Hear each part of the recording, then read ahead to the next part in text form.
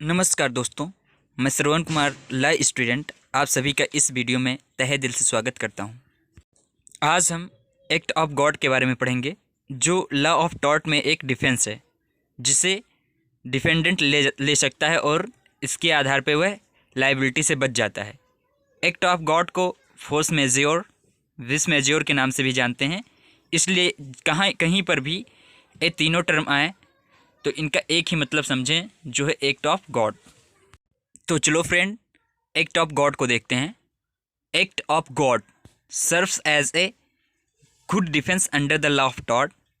It is also recognised as valid defence in the rule of strict liability in the case of Rylands versus Fletcher. तो act of God एक good defence होता है law of tort में। यह एक valid defence माना जाता है स्ट्रिक्ट लाइबिलिटी में, जिसका एक केस था रिलैंड वर्सेस फ्लेचर। हम इस स्ट्रिक्ट लाइबिलिटी के बारे में जब पढ़ेंगे तो वहाँ पर रिलैंड वर्सेस फ्लेचर के बारे में ब्रीफली पढ़ेंगे। The defence of act of God and inevitable accident might look the same. अगर सोचें तो defence of act of God और इनएविटेबल एक्सीडेंट जो हम पिछले वीडियो में पढ़ चुके हैं, देखने में तो सेम लगते हैं, बट दे आर डिफरेंट। लेकिन वो दोनों एक दूसरे से डिफरेंट हैं। तो हम चलते हैं, इसके डिफिनेशन को देखते हैं। Act of God is a kind of inevitable accident. तो एक्ट ऑफ गॉड जो है एक इनएविटेबल एक्सीडेंट का प्रकार है, in which the natural forces play their role and cause damages. बस, और इसमें जो है नेचुरल फोर्सेस रोल प्ले करते हैं और उनकी वजह से कोई डैमेज कॉज होता है। मतलब अगर हम ध्यान से समझें तो एक्ट ऑफ गॉड जो है एक इनएविटेबल एक्सीडेंट है, लेकिन इसमें जो डैमेज होता है वह किसी व्यक्ति के द्वारा नहीं, या मतलब किसी पर्सनल व्यक्ति के द्वारा नहीं, बल्कि किसी नेचुरल फोर्स की वजह से होता है। नेचुरल कॉज के कारण यहाँ पर डैमेज होता है, इसलिए इसे एक्ट ऑफ गॉड कहते हैं। तो example, heavy rainfall, storms, tide etcetera. But act of God को एज डिफेंस लेने के लिए दो एसेंशियल चीज़ें ज़रूरी हैं। तो दो एसेंशियल चीज़ों को देखते हैं। पहला, natural force working should be there. मतलब जो ये डैमेज हुआ है उसमें कोई नेचुरल फोर्स वर्क कर रहा हो, ये बहुत इंपॉर्टेंट है। जैसे नेचुरल फोर्स का मतलब यहाँ पर है, जो डैमेज हुआ है किसी हैवी रेनफॉल की वजह से हुआ है, या स्टॉर्म्स की वजह से हुआ है, या टाइड्स की वजह से हुआ है, या अर्थक्वेक की वजह से हुआ है। और सेकंड जो इसका एसेंशियल है, there must be an extraordinary occurrence and not the one which could be anticipated and guarded against reasonability या रीजनेबली। मतलब कोई एक्स्ट्रा ऑर्डिनरी ऑकरेंस हुआ हो, मतलब बहुत भारी भरकम मात्रा में अगर बाढ़ आया हो और भारी भरकम मात्रा में कोई अर्थक्वेक आया हो, तब अगर कोई ऐसा डैमेज हुआ हो जिसे हम पहले हम उसे सोच नहीं सकते कि ऐसा आ सकता है, और उससे हम पहले से अगर जितना रीजनेबिलिटी है, मतलब जितना पॉसिबिलिटी है, उस हद तक हम उसे गार्ड नहीं कर सकते। मतलब इतनी हमारी क्षमता नहीं थी कि हम उस चीज़ को रोक सकते थे। तो ऐसी दो कंडीशन अगर फॉलो होती हैं तो वहाँ पर हम एक्ट ऑफ गॉड की डिफेंस ले सकते हैं। जैसे कोई नया घर बना हो और वह नया घर जल्द ही बनाया गया हो और वह अच्छे तरीके नहीं बनाया गया था। कोई व्यक्ति उसके साइड से जाता है, उस दिन बहुत धीरे धीरे बरसात हो रही थी, और वह जो दीवार था उसके सर पे गिर जाता है और व्यक्ति मर जाता है। तो जो उसका मालिक है या कंस्ट्रक्टर है, तो वह यहाँ पर एक्ट ऑफ गॉड का डिफेंस नहीं ले सकता, क्योंकि यह कोई हैवी रेनफॉल नहीं था, ये तो सिंपल था, नॉर्मल था, और यहाँ पर कोई भी एक्स्ट्रा ऑर्डिनरी रेनफॉल नहीं हुआ था, मतलब कोई हैवी रेनफॉल नहीं हुआ था।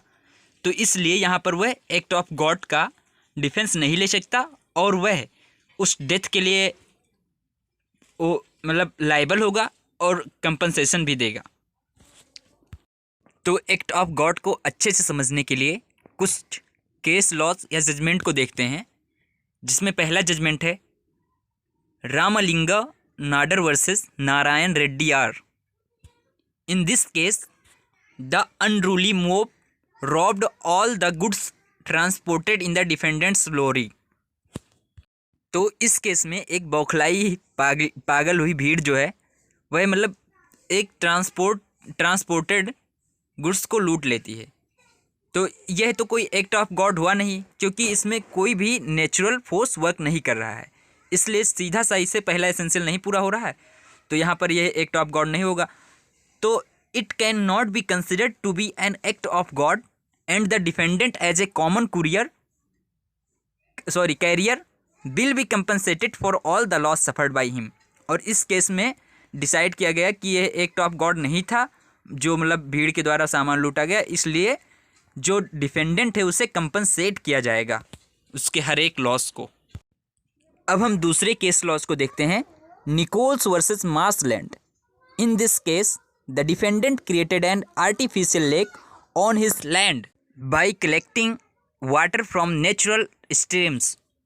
इसमें डिफेंडेंट्स एक आर्टिफिशियल लेक बनाता है अपने ज़मीन पर, और वह भी जो नेचुरल स्ट्रीम्स मतलब नदियाँ हैं इन चीज़ों से पानी इकट्ठा करके। Once there was an extraordinary rainfall heaviest in human memory.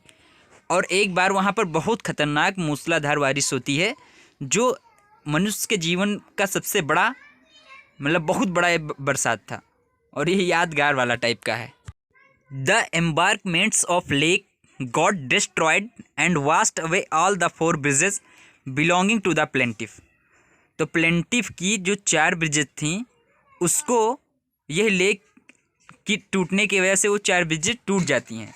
मतलब जैसे एक कोई बंधा होगा, बांध होगा, वह बांध ही तो उस लेक को मतलब सर्किल करेगा, तो वह बांध जो था वो टूट जाता है, और टूटने के बाद जो प्लेंटिफ था उसके 4 ब्रिजेस को डिस्ट्रॉय कर देता है।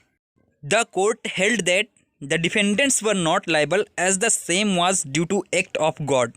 और इसमें कोर्ट ने इसे एक्ट ऑफ गॉड का डिफेंस दे दिया, और यहाँ पर डिफेंडेंट इसके लिए लाइबल नहीं था।